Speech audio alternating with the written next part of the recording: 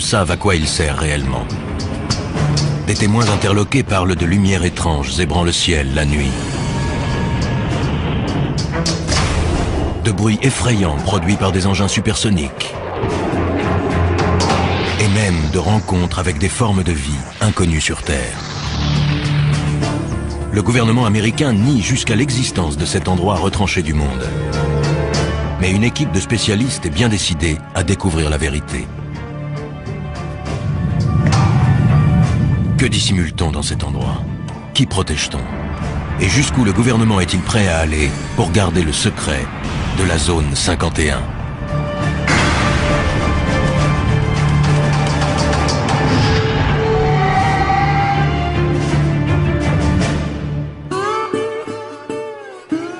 Ce qui est troublant, c'est qu'on nie son existence.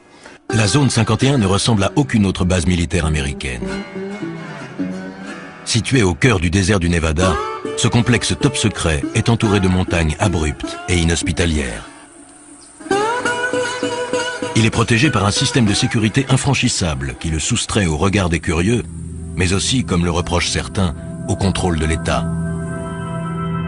Des avions très étranges ayant été vus dans le ciel, certains pensent qu'on pourrait y procéder à des essais sur la propulsion antigravitationnelle, un système révolutionnaire relevant autrefois de la science-fiction. Chuck Clark est sans doute le plus grand spécialiste mondial de la zone 51. Astronome de profession et passionné d'aviation, il a toujours été fasciné par cette base destinée, au dire de l'armée américaine, à de simples essais aéronautiques. Au cœur du désert du Nevada, la petite ville de Rachel est la localité la plus proche de la base secrète appelée Zone 51. Elle surfe allègrement sur la publicité que lui apportent les rumeurs d'OVNI, mais beaucoup pensent que l'État encourage ceux qui propagent ces histoires d'extraterrestres pour mieux discréditer les observateurs plus sérieux.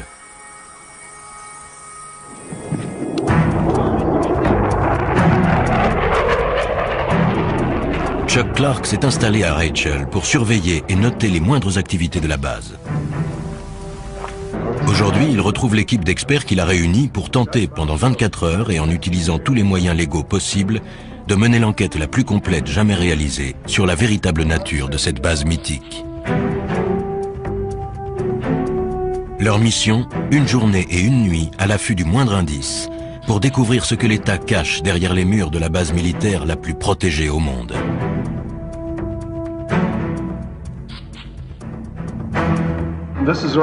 Voici la zone 51. C'est une image satellite de la base. Ça donne une vue d'ensemble.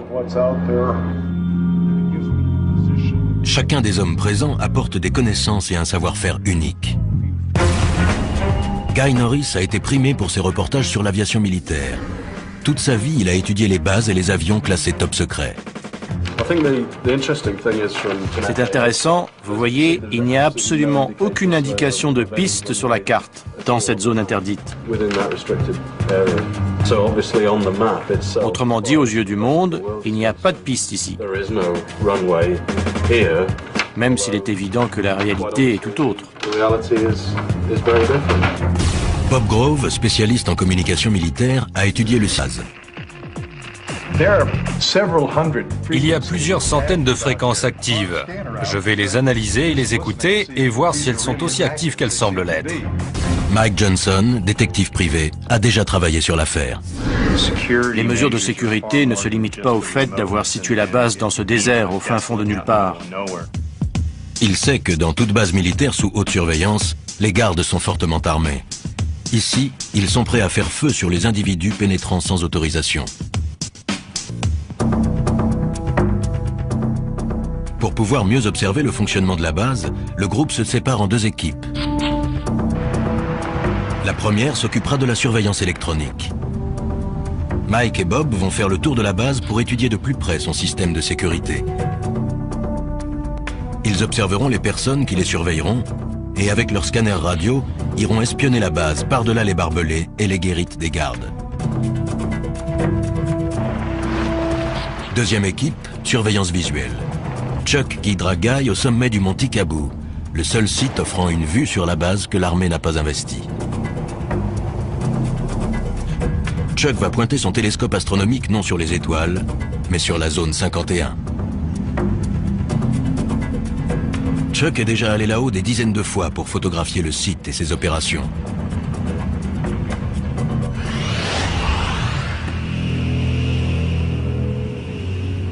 Il y a 10 ans, pour sa retraite, il est venu s'installer à Rachel pour étudier les derniers modèles de l'aviation militaire.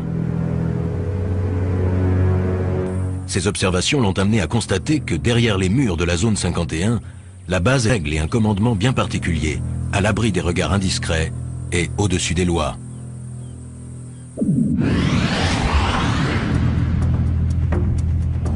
Chuck a découvert jusqu'où pouvaient aller les mesures de sécurité sur la zone.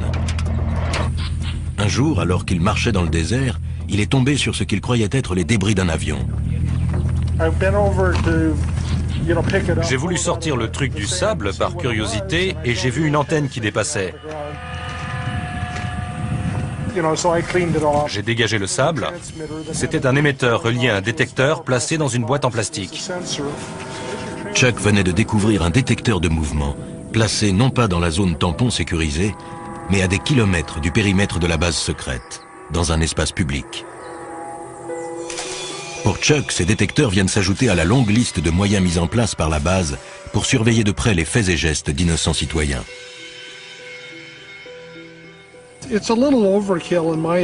C'est exagéré.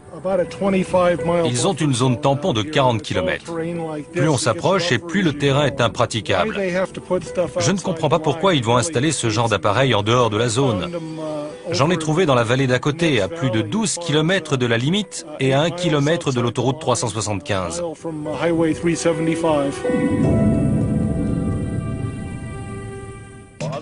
Bien décidé à dénoncer les agissements de l'armée, Chuck fait appel à un célèbre journaliste d'investigation, George Knapp. On a mis une demi-heure pour trouver le premier détecteur. 5 minutes pour le second. Voici l'émetteur. Et un peu plus loin, il y a le temporisateur. Il porte l'indication « Propriété de l'État américain ».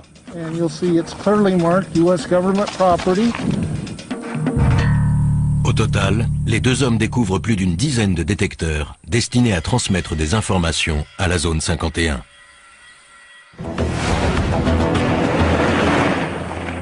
Chuck Clark, astronome à la retraite qui connaît le désert comme sa poche, surveille de près la zone 51. Au moment de la diffusion de ce reportage, Chuck, lui, est déjà allé plus loin. Il a découvert un moyen de franchir les barbelés et de pénétrer à l'intérieur de la base sans se faire arrêter.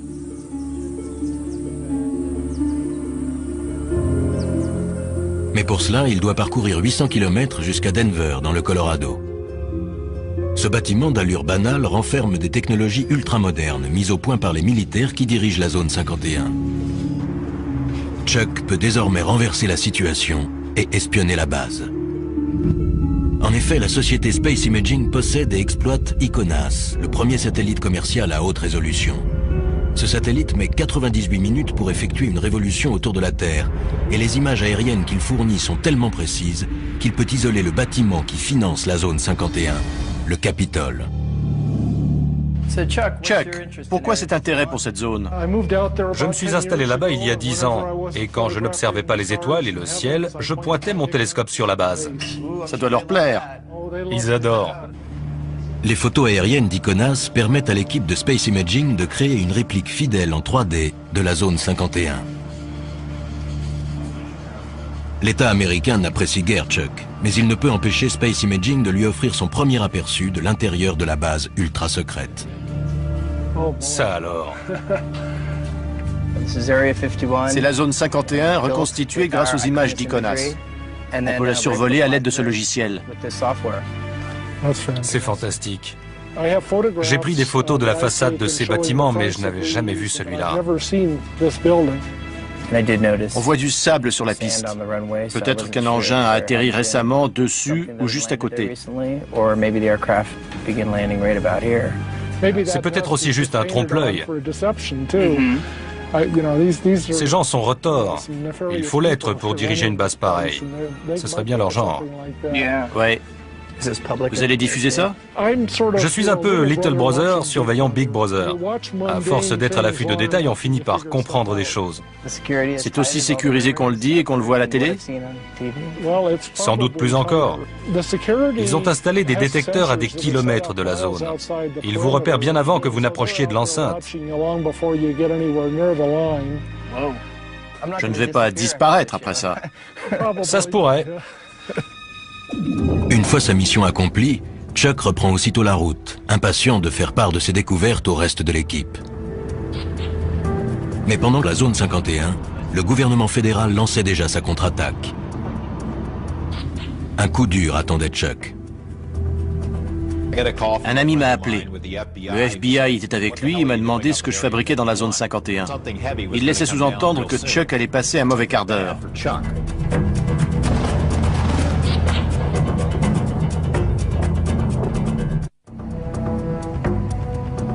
Perdue dans le désert du Nevada, la zone 51 est un site d'essai militaire secret. Elle est à l'abri des regards indiscrets grâce à une zone tampon de 40 km, des montagnes et un environnement inhospitalier. Deux équipes d'enquêteurs ont décidé d'épier et de noter les moindres mouvements et les moindres bruits. Si tout se passe comme prévu et si les gardes de la base les laissent tranquilles, les deux équipes se retrouveront 24 heures plus tard. Chuck Clark et Guy Norris vont s'installer au sommet d'une montagne munis d'un télescope et d'un appareil photo. On est au milieu de nulle part. On est à 35 km dans l'arrière-pays. Le plus dur les attend encore. Ils ont devant eux 2 bonnes heures de marche pour gravir le mont Tikabou. Ça fait combien de haut? Un peu moins de 2500 mètres. On est à 2100 ici. Là, on est vraiment tout seul, non? Ça, c'est sûr. On sera dans le beau drap si on se casse une jambe.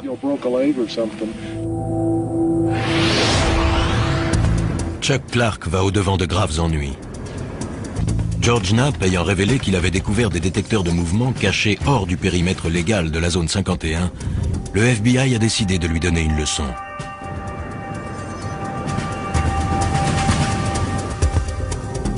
Alors qu'il se promenait dans le modèle 3D de la base secrète, la police fédérale a fait une descente à son domicile. Le FBI a confirmé qu'une perquisition avait eu lieu hier soir au domicile d'un observateur militaire dans la petite ville de Rachel, à proximité de la mystérieuse base militaire appelée Zone 51. Un reportage exclusif. La perquisition a été menée par une unité d'intervention antiterroriste. Le mandat est sous scellé et le FBI refuse de dire ce qui a été saisi au domicile de l'intéressé. Je passais par là en voiture et j'ai remarqué qu'il y avait des types devant la maison de Chuck. Bill Whiffen habite non loin de là. Il savait que Chuck était absent. Pensant tout d'abord qu'il s'agissait d'un cambriolage, il a saisi son appareil et a pris des photos.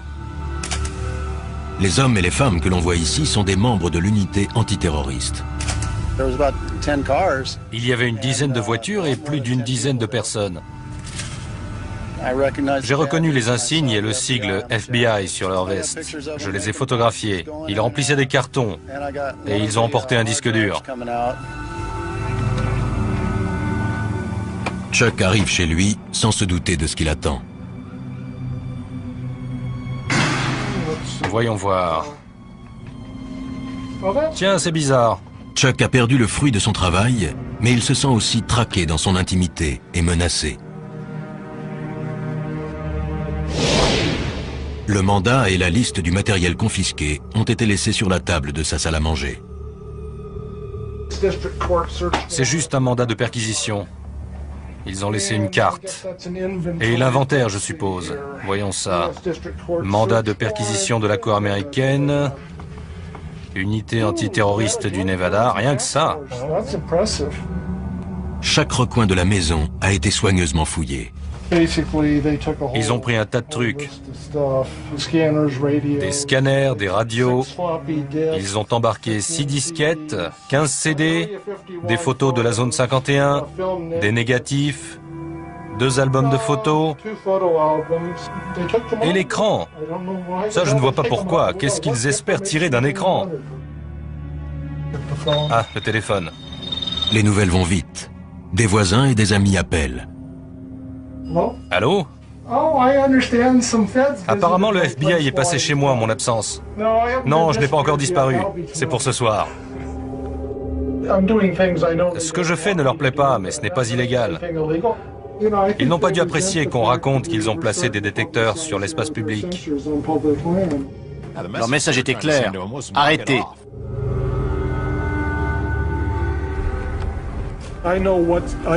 Je sais jusqu'où je peux me permettre d'aller légalement. Je pousse les limites, mais je ne les franchis pas. C'est ça qui les énerve. Je ne me laisse pas intimider par eux. Je me pointe sous leur nez avec mon objectif. Conscient que l'État enquête sur Chuck, ses coéquipiers, le spécialiste de la sécurité Mike Johnson et l'expert en communication Bob Grove, poursuivent leur mission. Ils ne sont qu'à 3 km de l'accès arrière de la zone 51 et il ne fait aucun doute qu'ils ont été repérés. Ils ont un tas de façons de détecter notre présence. Ils doivent nous écouter. Possible. Ils nous regardent certainement et ils doivent nous écouter aussi. Voilà les barbelés.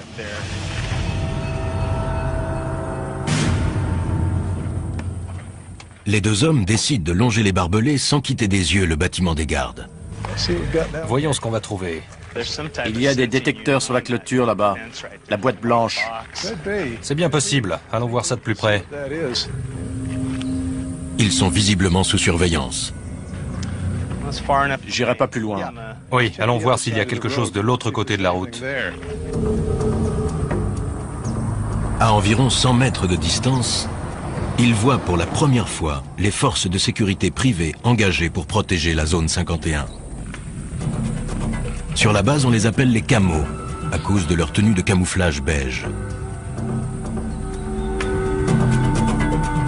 Bob et Mike aimeraient s'approcher, mais ils savent qu'un pas de trop compromettrait leur mission. Ce n'est pas le moment de prendre des risques. Je tiens pas à aller en prison. Mike et Bob opèrent un repli stratégique.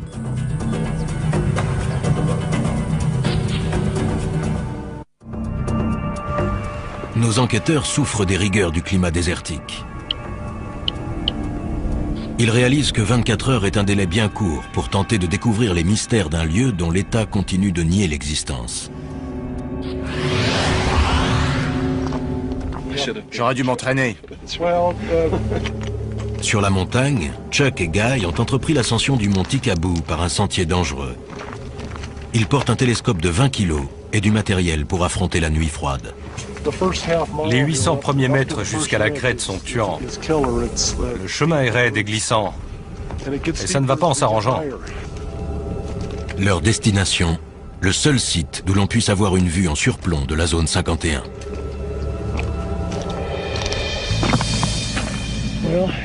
Nous voici au sommet. C'est vraiment spectaculaire.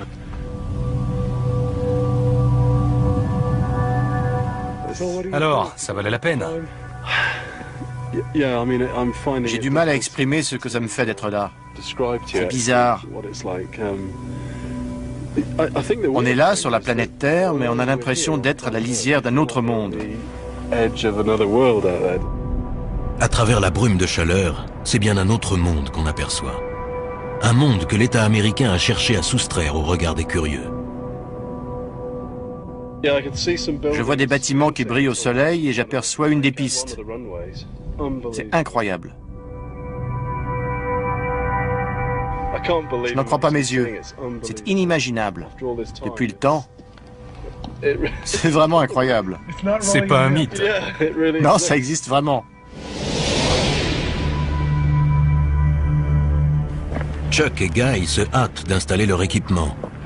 Car ils savent parfaitement que si d'ici ils peuvent voir la base, elle, peut également les voir. Ils sont à 40 km de la zone 51 et comptent sur le télescope de Chuck et son appareil photo avec téléobjectif pour espionner et consigner la moindre activité se déroulant là-bas.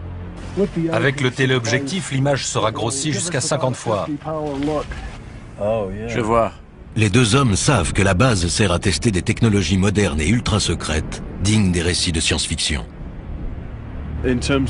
Sur ce qu'ils peuvent bien faire là-bas, on les soupçonne de plus en plus de travailler sur la propulsion antigravitationnelle.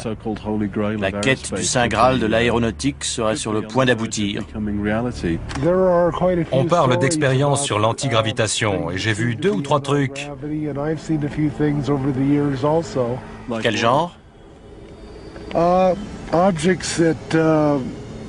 Des objets qui s'élèvent lentement et restent en suspension durant quelques minutes, filent dans le ciel et puis s'arrêtent instantanément ou font demi-tour à toute vitesse.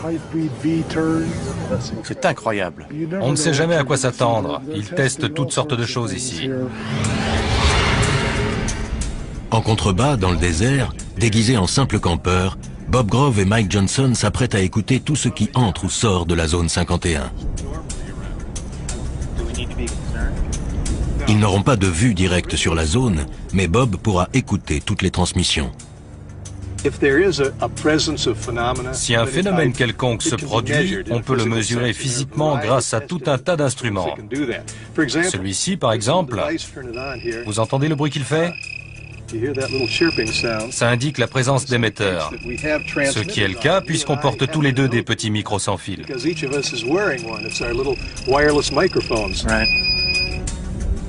Une fois leurs instruments réglés, Bob et Mike se préparent à une longue nuit d'écoute.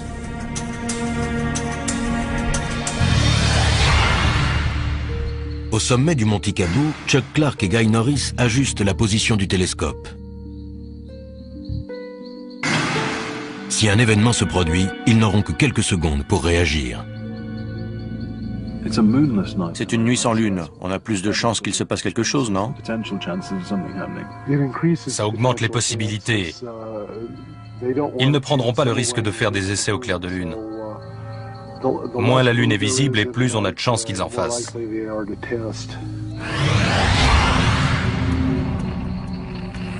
Il est presque 2 heures du matin.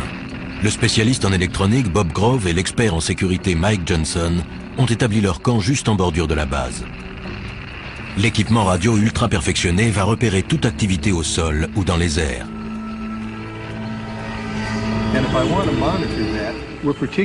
Ce qui nous intéresse particulièrement, ce sont les signaux émis dans cette gamme de fréquences, car c'est celle du gouvernement fédéral, de 160 à 170 MHz. Puis, un peu au-dessus, c'est celle de l'aviation militaire, de 225 à 400 MHz.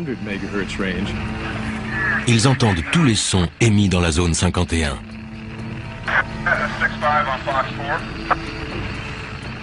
Bob ajuste la fréquence. C'était quoi ce qu'on entendait à la radio? La sécurité. Il parlait de nous? Possible. Mike et Bob soupçonnent fortement la sécurité de la base de les surveiller. Toute la nuit, ils se tiendront prêts à une éventuelle intervention.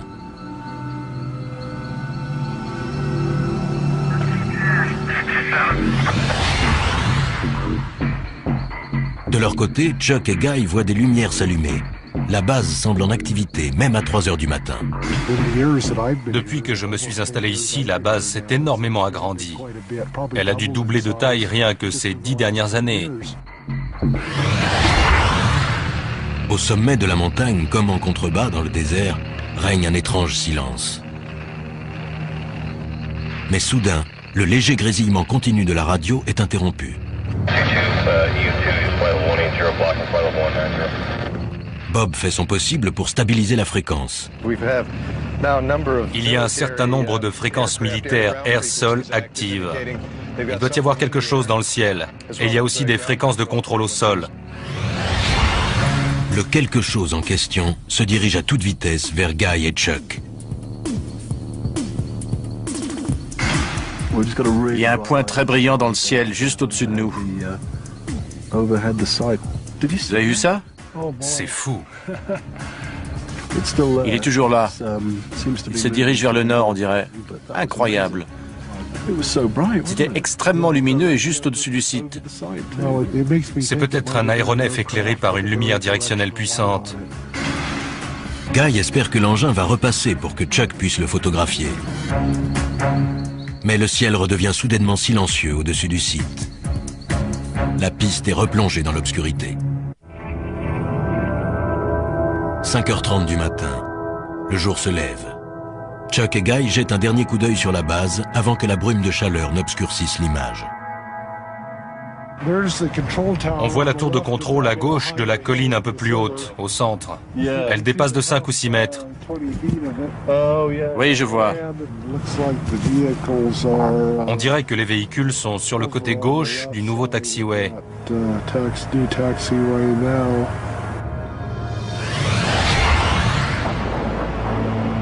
Quant à Mike et Bob, en bas dans le désert, Le voilà. à 4500 mètres au-dessus d'eux, la zone 51 se manifeste. Guy aussi entend l'avion. J'ai l'impression qu'il y a un engin là-haut, Chuck. Peut-être un bombardier B-2. Il s'entraîne au ravitaillement en vol à l'aube, puis enchaîne sur 2 ou 3 heures de vol. C'est leur jour de chance. Le B-2 n'est pas seul. Il est accompagné d'un invité surprise. Un MiG-29, excellent. Il vient par ici.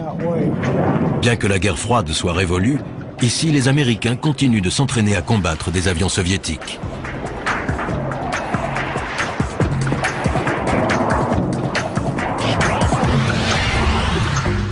En contrebas, dans la vallée, Mike et Bob sont persuadés que la sécurité de la base les a épiés toute la nuit. Avant de retrouver Chuck et Guy, il leur reste un dernier endroit à visiter. Si j'ai bien suivi les explications de Chuck, l'entrée principale était à une petite quinzaine de kilomètres, en direction de la colline. Alors qu'ils s'approchent de l'entrée principale, Mike aperçoit une chose surprenante dans son rétroviseur. Un véhicule arrive derrière eux à toute allure. Ses vitres sont teintées afin de protéger ou de dissimuler les passagers qu'ils transportent, des employés de la base qui se rendent à leur travail. La vache! Le car ne ralentit même pas. Il devait rouler à plus de 70 km à l'heure. Plus peut-être même. Il était pressé. Ouais. Pour préparer cette mission de 24 heures, Mike Johnson a passé des semaines dans des planques très inhabituelles. Son but, dénicher un employé qui, pour la première fois, accepte de parler de la vie sur la base. Pour un enquêteur comme moi, c'est ahurissant de voir à quel point le secret de ce complexe est bien gardé.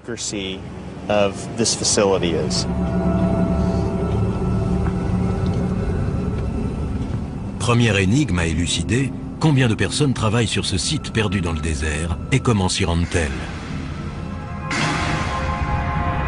La zone 51 est située à 230 km au nord de Las Vegas. Depuis des années, on raconte que 5 jours par semaine, une mystérieuse compagnie aérienne transporte des centaines d'employés depuis un aéroport situé près de Las Vegas jusqu'à la base secrète. La compagnie s'appellerait Janet Air, J-A-N-E-T, ce qui signifierait en anglais « Just Another Non-Existent Terminal », encore un terminal qui n'existe pas. Quel que soit son nom, en tout cas, la compagnie existe bel et bien. Nous sommes à l'aéroport international McCarran. Le terminal Janet est situé à l'extrémité ouest. Ce site secret n'est qu'à quelques centaines de mètres du fameux strip de Las Vegas. Les seules indications sont les pancartes « Attention »,« Installation sous surveillance »,« Entrée non autorisée ». Il n'est écrit nulle part de quoi il s'agit. C'est ce qu'on appelle se cacher au vu et au su de tous. En observant les avions de Janet Air, Mike a immédiatement remarqué qu'il leur manquait quelque chose. Ces appareils ne possèdent aucun signe distinctif, à part le numéro sur la queue. Tous les avions portent un numéro, sauf les avions militaires. J'en déduis donc que ces engins appartiennent à une compagnie privée. Grâce à ses talents d'enquêteur, Mike a retrouvé le propriétaire de cette flotte, la société EG&G, un très gros fournisseur de l'État. Un vol Janet vient d'embarquer. L'avion s'est mis en position sur le tarmac et ne devrait pas tarder à décoller. En général, ces avions-là n'attendent pas très longtemps. Ils se présentent sur la piste et décollent en moins de 2.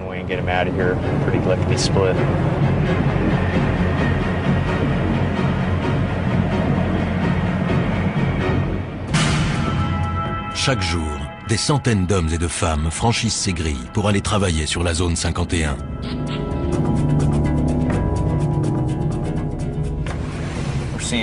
Une voiture s'approche. Le garde va sortir et le conducteur va présenter une pièce d'identité. Le garde se demande ce que je fais là. On s'observe mutuellement. Mike a beau être sur la voie publique, il a toutes les raisons de s'inquiéter. Le garde n'a pas quitté sa voiture des yeux. C'est clair qu'il m'a repéré. Il sait que je suis là. Ce pourrait être pour Mike l'occasion de tester le cité. Mais il sait qu'il risque de compromettre la mission ou de finir en prison.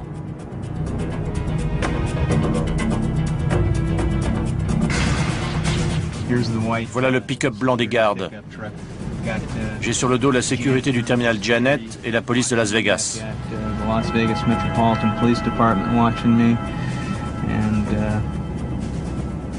Ça m'étonnerait fort qu'aucun type en civil ou en uniforme ne vienne me demander mes papiers.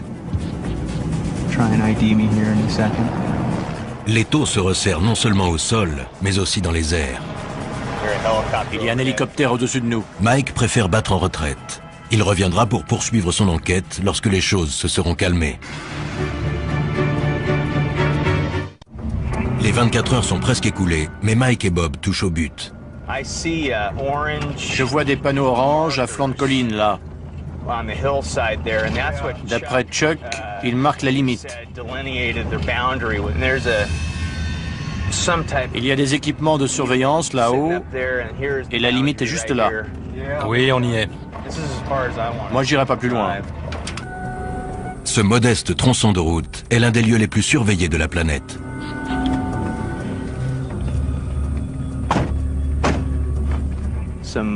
Il y a des détecteurs au sommet de la colline. On dirait qu'ils l'ont mis là-haut exprès. Tous ceux qui ont franchi cette limite ont été arrêtés, interrogés et se sont vus confisquer leurs appareils photo, leurs téléphones portables et parfois même leurs vêtements. Accès non autorisé. Interdiction de photographier le site. Bon. Ben, on y est. Moi, je ne vais pas plus loin. Si des centaines de personnes travaillent sur la zone 51, pourquoi aucune d'elles n'a-t-elle jamais parlé? Quel genre de menace l'État fait-il peser sur elles? Mike a réussi à découvrir l'adresse de certains des employés qui garent leur voiture dans l'aérogare sécurisé de Las Vegas avant de s'envoler vers la base ultra secrète. Il est temps pour lui de passer à l'étape suivante. Un 4x4 noir franchit les grilles de sortie. C'est peut-être la chance de sa vie. J'ai passé quelques jours en planque à observer ce qui se passait. Grâce à quelques recherches, j'ai réussi à retrouver le propriétaire du véhicule. C'est un employé du site d'essai. Mike est bien décidé à suivre cette personne qui pourra lui dévoiler les mystères de la zone 51. Il suit de près la voiture noire qui s'engage sur l'autoroute.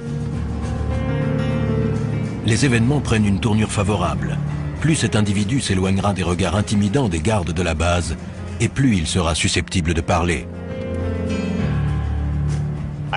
Je ne sais pas du tout quels moyens de pression l'employeur ou l'État utilise, mais les employés doivent vraiment être tenus au silence. Je n'ai jamais vu un secret aussi bien gardé. La circulation intense complique la poursuite, et l'espace d'un instant, Mike perd sa cible de vue.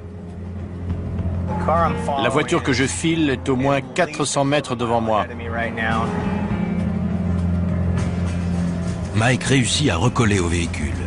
Il se faufile entre les voitures afin de rester suffisamment près du 4x4 noir pour ne pas le perdre de vue, tout en évitant de se faire repérer. Il est toujours là dans la première file. On va voir si j'ai de la chance. Le 4x4 quitte l'autoroute pour se diriger vers la ville et s'enfonce dans un paisible quartier de banlieue.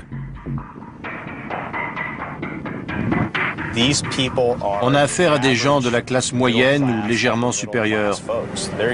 Ce sont vos voisins, les parents du meilleur ami de vos enfants. C'est juste qu'ils ont un boulot ultra confidentiel. On va voir ce qui va se passer. Je vais frapper à la porte.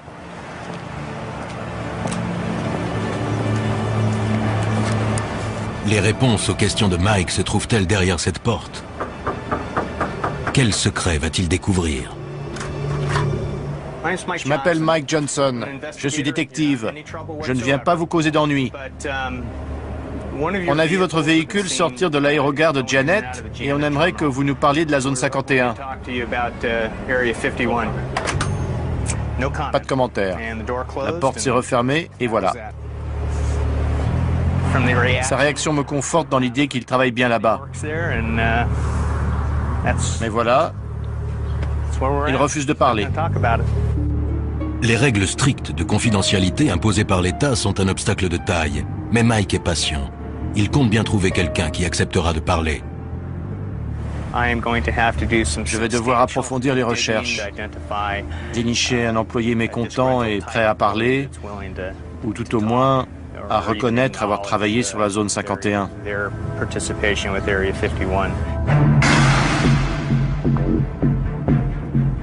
De retour à Las Vegas, Mike Johnson semble bien parti pour trouver un employé de la zone 51.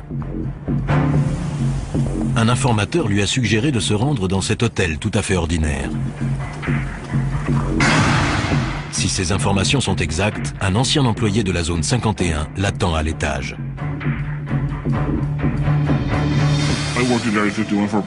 J'ai travaillé sur la zone 51 pendant environ 14 ans, des années 1980 au début des années 90. C'est gagné. L'homme est prêt à se confier, mais uniquement à condition qu'on taise son nom, qu'on masque son visage et qu'on déforme sa voix. On a mis des vies en danger et compromis, voire brisé des carrières pour garder le secret sur la nature. Mike a planqué des heures durant devant l'aérogare de Janet Air, la compagnie desservant la zone 51. Cet homme l'empruntait 5 jours par semaine. Quand on arrivait, on garait son véhicule et on pénétrait dans le terminal, où nos affaires étaient fouillées. Il vérifiait qu'on ne transportait pas de magnétophone, d'appareils photo ou de choses de ce genre. Monsieur X confirme la précision du modèle 3D de la base reconstituée d'après photos satellites. Oui, c'est tout à fait ça. Il explique qu'à l'intérieur de la base, la peur est omniprésente. Les mesures de sécurité à l'égard du personnel sont bien plus strictes que ce qu'on peut voir à l'extérieur. Quand vous appeliez chez vous, il fallait faire très attention à ce que vous disiez à votre femme ou à vos enfants par rapport à où vous étiez, quand vous alliez rentrer et par quel moyen de transport.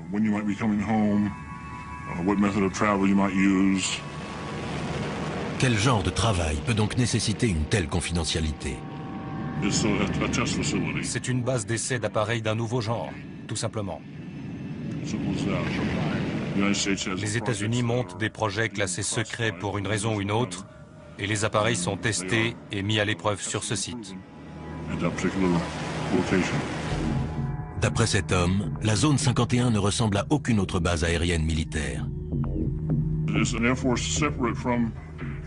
C'est une armée distincte de l'armée de l'air régulière. Et les individus qui y travaillent savent qu'ils sont à part et d'une certaine manière au-dessus de l'armée de l'air régulière. Il affirme que les personnes qui dirigent la zone 51 n'hésitent pas à mettre en danger la vie de leurs employés. Ils ont un pouvoir absolu et sont corrompus.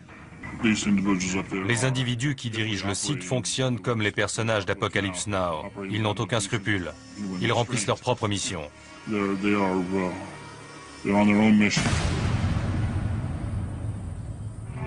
Il ajoute que quiconque critique les procédés est rapidement évincé. Je connaissais un employé qui a exprimé ses inquiétudes concernant le personnel qu'on exposait à des produits chimiques toxiques, à des déchets dangereux.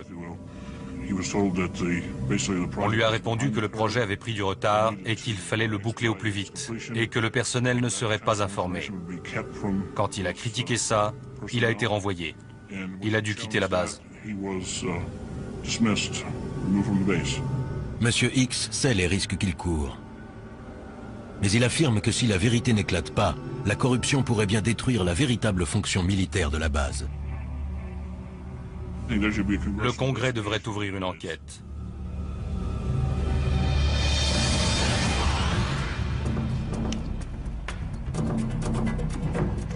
Sur le terrain, affamés et épuisés, Chuck et Guy vont devoir à présent affronter une descente raide et délicate. Ils ne seront sûrs d'avoir échappé à la sécurité qu'une fois arrivés sains et saufs au lieu de rendez-vous avec le reste de l'équipe.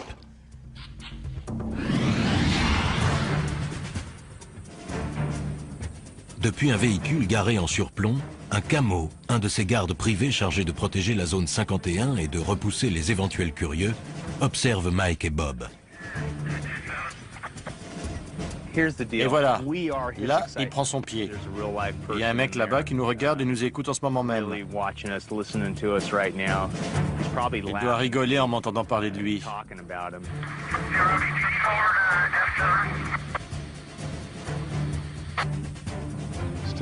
Toujours beaucoup d'activités sur la fréquence de la sécurité. On a vu tout ce qu'on avait à voir, j'irai pas plus loin. Inutile de tenter le diable. Désormais certains que la sécurité a été alertée, ils savent qu'il est temps pour eux de rejoindre Guy et Chuck.